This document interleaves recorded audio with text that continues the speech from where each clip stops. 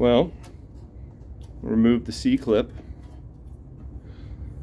And look. Holy halle effing Luya. Hey, you behave. I'm Mike Dimas, and this is Pinball Shenanigans.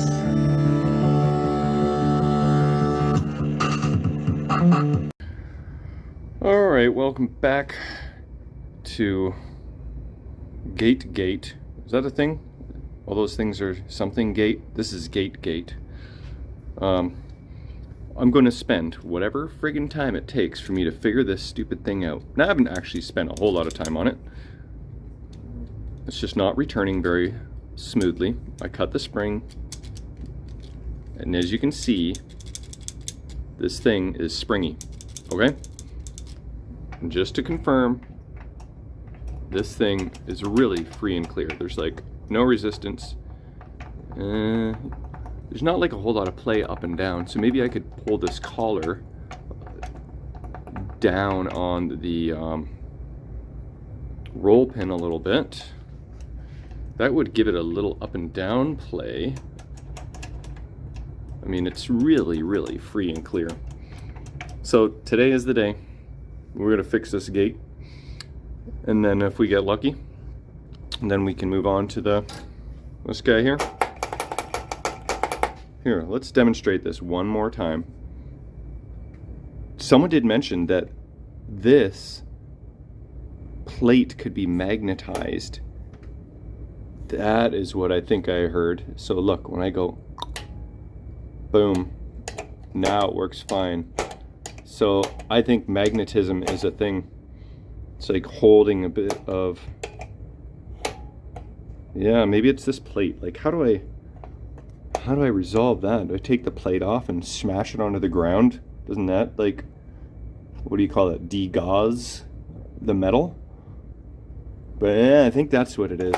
This is holding a little bit of magnetism, so I'm not sure. I'll have to look into that. And then the quote-unquote easy part is rebuilding the flippers, but almost invariably I run into snags when doing those, but at least I've done those a lot. I haven't done up-down post many times. Oh, look at this. The coil bobbin is broken. Now that is, doesn't look cosmetically great, but the wires are all still connected and it's fine, but just discovered that. It's not my favorite thing in the world, but as long as this wire's connected, well, we know it functions fine. So the diode's connected, coil winding's connected, everything's connected, although this solder joint is not thrilling. This one looks okay. But yeah, just noticed that there. So these are the things we're going to address today. Look at this. This is like an older style end of stroke switch, maybe.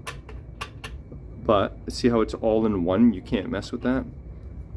This is actually a switch stack with your spacers and whatnot, so you can mess with this. Yeah, they're definitely two very different end of stroke switches, but I should have a flipper rebuild kit and it'll have those in it, so that shouldn't be a problem. But okay, so the thing we're going to look at today, this was another suggestion, is this groove here. Is it burred? Is it worn? Look at the inside here. You can see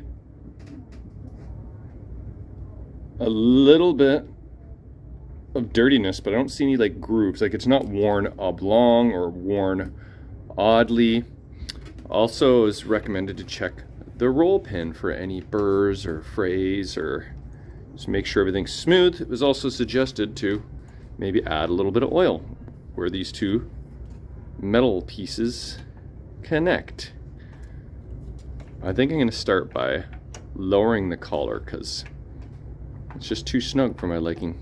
A couple set screws, we can do that, no problem. Anyway, that's the plan for the day, night, and then Big Brother season finale later. So got a few hours to get all this crap done. So I'll be back. All right, I've got the collar and roll pin part off. I don't see anything worn or I just got a text, sorry. Looks like Julie, Sean, and I are gonna go to the Maple Pinball Tournament in Mississauga on March 5th and try and compete for victory and cash. I'm looking forward to some competitive pinball for sure. No league for like 2 years, so just a couple tournaments here and there. Like, yeah, things are starting to kick back into action. So we got Maple Pinball on March 5th. We got Provincials on April 9th, and then we got hopefully Yegpin. Tickets go on sale this Saturday in a few days at 2 p.m. Eastern Standard Time. I mean 3 p.m. for all those other people that are trying to get in with limited space. Okay, so here is the gate itself. All right, there's nothing sad about this. It all looks to be good. Don't see any issues. I'll clean it up. I'll clean this guy up, but everything looks to be fine and dandy there. So moving on. Actually, I forgot. Let's check out the bushing here. Oh, look at this bushing. That's flat on that side, and it's like riveted in, but it doesn't look dirty or anything. Let's check the top side. Okay, I'll clean that too, of course, but it doesn't look bad. Yeah, it's weird not being able to. Why can't I see through the bushing? Oh, it's just because the flash. Okay, need light on both sides. Yeah, but it is definitely free and clear. So it really doesn't look to be like any mechanical binding spots whatsoever, but maybe it just needs that little bit of oil. We'll find out soon enough. Okay, I may be onto something here, and it may have been mentioned in my pinball repair help group post, but maybe I didn't translate it because visualizing is much easier. Okay, so when you do put on this collar, you can actually adjust where that pin goes before you tighten it, right? So maybe, obviously you can adjust the height of the collar too, so I'll do that so there's nice play up and down, but you can adjust it left to right. So maybe I just need to find the sweet spot and make sure this is resting kind of right in the middle of this opening when this is installed, so that there's no, so it's just like kind of like right there in the middle. There's not really any left to right play, I guess. When I do turn this, it kind of feels like it almost is catching, like I could squeeze the roll pin together a little bit, but that could just be me.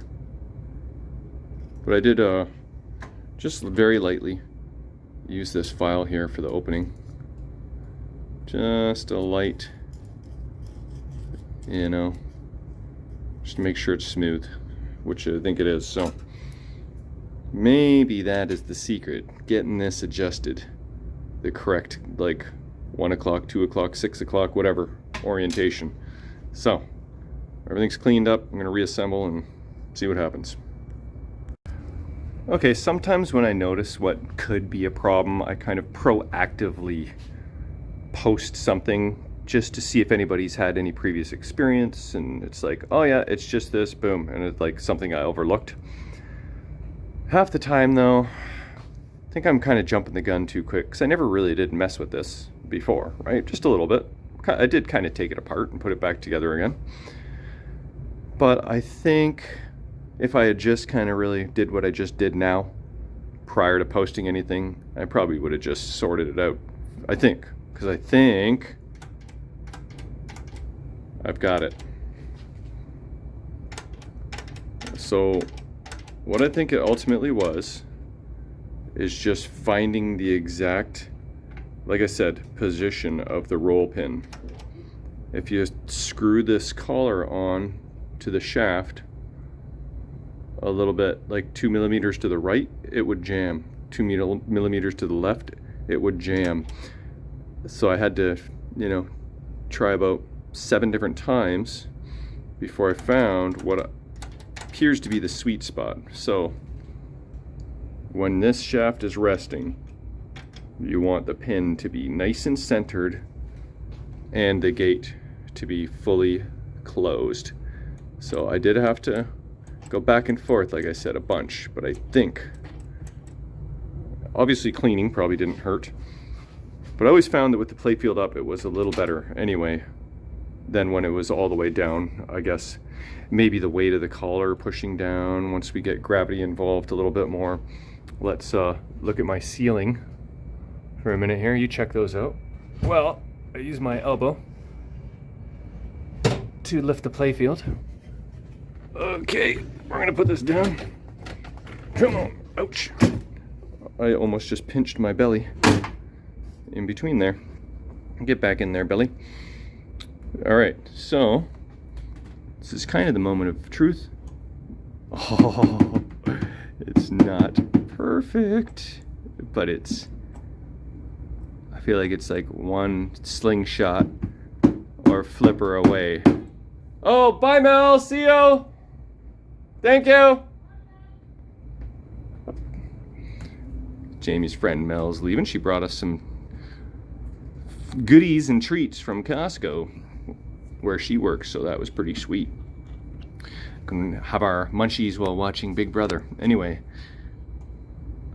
yeah, I've done almost everything except for lube. Maybe I'll add a little bit of oil, see if that makes a difference. Kind of feel like I didn't really get that up and down play as much as I would have liked, so maybe there's a little bit of friction right here where I wonder if the C-clip is actually touching the top of the bushing or not. I mean, it is tight. So maybe there's yet another adjustment. I could pull off the C-clip and test that theory. Let's do that. I'll be back. Well, remove the C-clip. And look. Holy halle effing luya. Hey, you behave. Okay, it's not flawless. Oh, and look, there's lots of up and down play there, but once you put the C-clip on, there's not. But look at that. That's way better. So I think if I figure out, yeah, I might have to, so that would have dropped the whole collar quite a bit once I removed the clip, eh? So I'm gonna have to, unfortunately, readjust the collar. Might take another 7 adjustments. Put the C-clip on, maybe add a little bit of lube, super lube here, and where the 2 metal parts connect at the bottom. So, getting there, I think. Okay, I think maybe this time I got it right. So, this could have been like the main thing that needed to be done. This time when I tightened the collar, I made sure to use my flipper spacing tool to make sure that there was a gap there, which there is now. So I think the gap was very clutch, and then the adjustment of the pin. So right now it's good. It's not quite tight to the nail, but there's a little bit of forgiveness there. Oh, I gotta tighten that nail, or bang that in a little bit. Okay, putting that on the list. So, you guys have a look at my hook. Well, I use my elbow to lower the playfield. All right, Oh, I trapped my spacing tool. Get out of there. Okay. Look at that. I think we finally got it. So, a little bit of spacing and a little bit of adjusting, a little bit of cleaning. I think we should be good, you know. I would like if this rested all the way to the nail, but I am not going to readjust it. I'm not gonna fix it if it's working, you know what I mean? And then end up making it worse. So, yay. Gate is over. We solved it. I think. We'll have to test it in gameplay. Alright, I run into a little bit of a hiccup here. I thought for sure I had a flipper rebuild kit, but I do not. I do have coil stops, but it's not good enough. Gottlieb. Here's Bally. This is the more modern Bally. This is, look, 1980 to 88. This is the linear style. It kind of has the left crank, the right crank. So I thought maybe I could steal parts from the linear style. Turns out I cannot. This is Williams. That ain't gonna work. So I thought I'd maybe try and at least hodgepodge together with the coil stops, new sleeves, but I don't have even the right end of stroke switches. So I think I'm gonna have to just put a hold on the flippers and make a pinball resource order. It's too bad I couldn't just muster up enough parts. That's half of a linear kit. I was talking with Mitch Ayers last week, and he and I had the same conclusion. These linear style flippers, super often flippers will stick up on you after a fresh rebuild. It's just that design, don't like it. And often these nylon circles get worn, and then they get a flat edge, and then the flippers get hung up on that. I've had a lot of troubles with those linear style flippers, and Mitch also has, to the point where he actually installs the older kits. Look, I even bought all these extra linear kits here, like just cranks. 1, 2, 3, 4. Yeah, so it should be 2 of each. Now I'm like starting to think I should go the Mitch route and install the earlier kits that are much less troublesome. So I had it pulled up here to compare, see what if I could steal parts or not, but it's so different. So this is what is required, 1975 through 1980 kit. So you got your left and right, you got your, you know, your it's not Bakelite is the word I don't think I'm looking for, but the plungers, coil stops. See, there's the coil stops I have, but these end of stroke switches with the kind of cardboard in between, which I have on the left one. You know, springs are easy to come by, screws, sleeves, bushings. But this is the linear style. It's really nothing that's the same. You got these long plungers, your linear cranks with the nylon circles, and then the springs are on the exterior, and then they're not on the plunger shaft, which makes for snappier and happier in theory. And then different end of stroke switches and even different coil stops and potentially bushings, but maybe not. So I can't really steal anything from this to make that happen. But in theory, Mitch will use this kit on this era of Bally machine, and he finds it is much less troublesome. So I'm gonna have to keep that in mind next time. But I think I'm gonna have to place a Pinball Life order now, which means in Canadian denominations that I'm gonna have to wait a shitload of time It's not like a couple days. If I was in the States, it's probably like 2-3 weeks. So that's a bit of a hang up, but I'll order a couple kits. In the meanwhile, I think if I can at least resolve the magnetized up-down post, get that going, then that'll be down to the flippers and we be a play testing. So I'll go work on that and see if I can get that going. I'll be back. Okay, here's the issue I'm having with my up-down post on my $6 million man. You will see that it latches just fine and unlatches okay. The main issue is this. Okay, I'm going to turn it off and on. So when you turn it on for the first time, it likes to, I guess, pull the post down. And, oh, it didn't actually do it this time. Oh yeah, it did. Okay.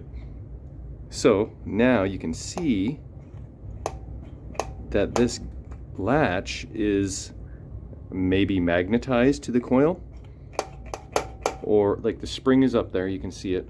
It's just, maybe it needs to be tighter, but check it out. Once I release this, okay, now it's fine and dandy again. So it's just seemed to be that first initial. I'll unlatch it this time. Let's see what happens.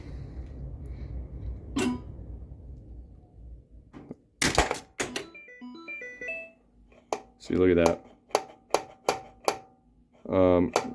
So I don't think the coil is energized. I don't think that's the issue, because I can, if it was energized, it would relatch, right? Or re-pull in. So it's like that, for some reason, that initial firing of the coil kind of seems to magnetize the plate. Is that what you think is happening there? It's a weird one. Okay, I just posted a video to Pinball Repair Help group, and I'll probably include it in this video just for fun. So, now I have this removed, the spring on the top removed. I looked in this plate, like in between here. I'll clean that up. Looks pretty reasonable. The other side, don't see any issues. Okay. So I just kind of stuck a Q-tip with rubbing alcohol in there, cleaned that up. There's not much else I'm really going to do, except I did notice that this bracket here has a little bit of kind of up-down adjustment. See, those holes are a little oblong? So maybe there's something to that. And I also noticed, let me know how this 16x9 is going and if it's too motiony, sicknessy or not, by the way. Also, this screw was one that I pulled out. Is that the one? Yeah, it is. That was stripped. And looked like someone had been in there before, because the condition of these, it looked like, oh, it's been stripped a little bit. Fortunately, I was able to find another identical screw in Jim Wilkes' favorite screw compartment. Look at the organization. So this guy I'm gonna throw it in the garbage because I don't like him. But the other screw I found was identical. I guess if I'm moving around like a madman, that could cause motion sickness, so it might not have anything to do with the 16x9 at all. So I just wanted to kind of document all that before I put it back together, just for posterity's sake. I don't even know what that really means, but pretend like I do. So I'm going to reassemble and see what happens. And just for documenting sake, look at this. When I have the spring on, look how far away that arm rests away from the coil. But when it's installed, it's like only that far away. Not sure that means anything, but there's that. Okay, check this out. This is pretty cool. I thought the main adjustment for the post here for flushness to the playfield, I was pretty sure that that main adjustment is here. You gotta like get access to that nut, get this thread oriented correctly, get everything tightened up. Probably gotta put pliers here, wrench here, and that would be your adjustment. But this little up and down play actually allows one to get this post situated nice and flush, because it wasn't perfectly flush, and now with that little adjustment I can at least do that. That's something I never knew. Learn something new every day. Okay, so what I didn't have any effect on anything as suspected, but so I guess this is the trick. If the post is in the up position, or it doesn't matter, it's gonna try and latch, but it's gonna fail, right? Yeah. So then one hits the start button and you start the game with the post up. But wait, is that because the ball's not in there? So as soon as the ball goes in, I guess the question is, was this thing ever misbehaved? You know? Like up post, down post, up, down, up.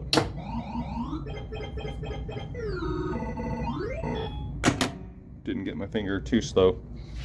Okay, it's up, down. So is there ever a time, let's put the post up, turn off the machine, drain the ball. Like, it does seem weird what it is doing, doesn't it? Or does that have, or am I just creating a problem where one doesn't exist? Okay, so let's see if this is going to do the fake pull down. It's going to stay up, but in theory, as soon as I hit the start button, waha, caught it in the act. There, it is officially not working. That should have pulled down, and the reason it didn't latch is because that metal plate is probably stuck. Let's go. Can we see? I'm trying to show, where is it? This is really bad. Okay, here we go. Yeah, so look. There, I've freed it. And now it'll latch. So what's happening there is that getting magnetized. Once it comes unmagnetized or whatever, unstuck, then let's go up post and down post. Once you get that initial latch unstuck, then it works fine. But certainly there is an issue that I still have yet to resolve. And it's not even like flush anymore. Oh, yay. Okay, I lied, it is flush. But there is give if you push it down. So if the ball, like so, it is actually pretty nice and smooth, but you can push it down a little bit. So another false alarm on that, but something's going on there. Okay, in gameplay mode here, the latch is not magnetized. So let's go up post here. Okay, I hit the up post and look, it is actually stuck. But if I hit a down post, switch, I think the vibration caused it to release and latch. So let's go up post again. And you can see that it still appears to be magnetized, or maybe the coil. Do you think the coil is locked on? But if it was locked on, it wouldn't release. So let's go back down. Down post. So that's okay. And then up post. So it does seem every time you trigger up post, it magnetizes. Down post. But maybe it is at the vibration from this solenoid that causes that plate to kind of come free. Know what I mean, Vern? Making any sense here? Yeah, so one more time. Look at that. So every time this coil activates, the plate sticks. But see that? Vibration caused it to unstick. But weird thing is that once it's unstuck, it stays unstuck. So yeah, I'm a little bamboozled. Hey, I was just on the old Facebooks, and look, Mark Valuk says, you know, kind of pointing out this style T-nut, and I'm thinking to myself, what the F? Why the heck was I struggling with that old style T-nut with the friggin' screw nails? And I'm like, oh, okay, well, maybe I'll bring a bolt to the hardware store, and what is it, like a 1/4 inch, 1/2 inch, or something like that. Then I got sniffing around, and look what I found. Modern day T-nut, and it is the correct size. So I can put a T-nut back in. Oh, are you back for my T-nuts yet again? You know I had to.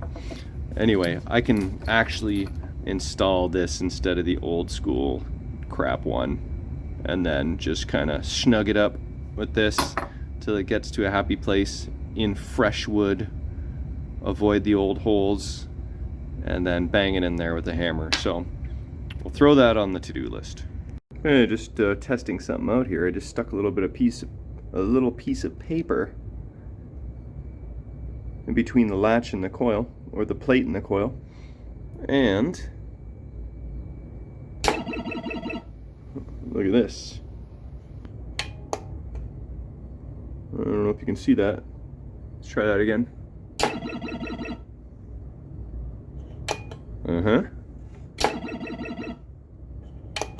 It's not staying stuck with just a little bit of something in between, so maybe I'll just stick a little bit of tape in there, and that could be a workaround. There's been a lot of video footage on this mech, hasn't there? But check this out. See this? Piece of tape is protruding out both sides.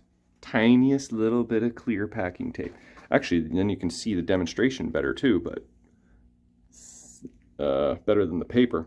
Look at that. It is not getting stuck anymore. So here, this will be the biggest test for whatever reason.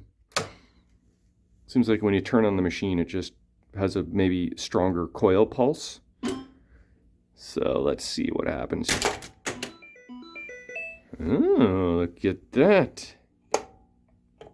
Did not stay latched. What do you know? I think it was just the slightest magnetism that a little piece of paper, I mean tape or paper, was able to resolve. So I'll trim off the edges of this tape. And can you believe it? One little piece of Scotch tape ended up being the resolution, hopefully. You know, I'll know after messing around with it some more, but right now I have some pretty high hopes. So yay, I think what is that, up down post gate is now resolved as well. All right, I think final nail in this episode coffin is the T-nut. So I already tightened it in, I set it in there. Just tighten this bolt down as hard as I can go. Then I removed it just to make sure the T-nut was in there. Good self-tapping T-nut. That's probably what it's actually called. I just made that up now though. And voila, look at that. Oh, and the other thing I was going to mention is that, remember how I said the other original lamp driver comes down harder? Comes down lower, and it makes it harder to remove this head bolt when it is in this position. Well, I'm not demonstrating that very well because I'm using a sleek nut wrench here. When you are using a standard socket, then you have that extra height there to deal with, and then your lamp driver's down here. It makes for it to be very awkward. So if you're using this style ratchet, then that's where you run into troubles. It's a very minor thing, but that's why I never put a bolt in that spot. And I was going to this time around, but I don't need to anymore. Happiness has ensued. One could put in a fourth bolt if they want. But again, we're not in an arcade here. It's not getting kicked around and shoved around and smashed around. It shouldn't be anyway. My friends are pretty chill. So there we go. We got a T-nut. We got a up-down post that apparently works. We got a gate that apparently works. And we got to order me some flipper rebuild kit from Pinball Life, I guess. So we're getting even closer to the finish line, but it's still not there yet. This coil, maybe I will kind of glue that bobbin in place, because electronically it's sound. That's just more kind of cosmetic than anything else at the moment. But yep, so there it is. We'll see you guys on the next one. Thanks for watching.